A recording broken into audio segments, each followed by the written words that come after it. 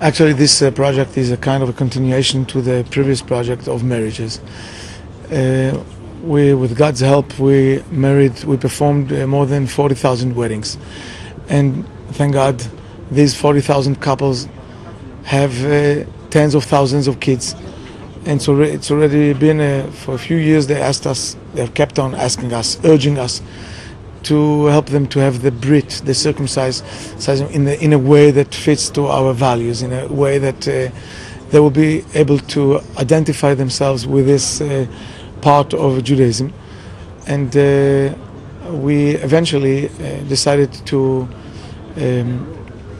respond to this request. And especially recently, when we realized that there is a kind of a trend of non-observant people that try to convince people not to circumcise their sons.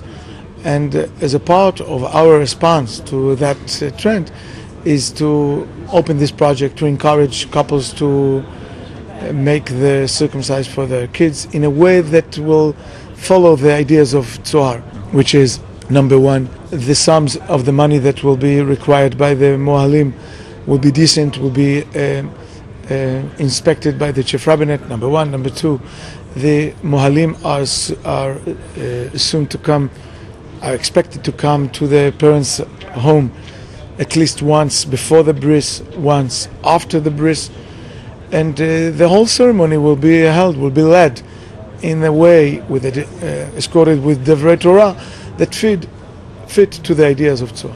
The revolution which just now it started here in Tzohar is to try to take as much as take 10 Mohalim and to show the publicity that there's another option instead of going to the doctors.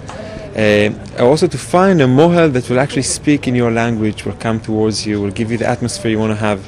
We'll try to do the best so you will be happy and you will feel the kedusha, you feel the atmosphere that you should feel in a Brit Milah.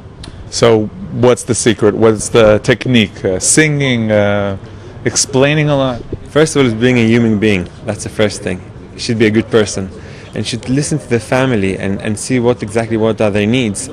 And then you could help the family to go through this Brit Milah. If it's before and speaking with the parents, if it's afterwards, it's just being there in this special time. This new project is opening as we're hearing the news from Germany about the legislation against the Brit Milah, against the circumcision.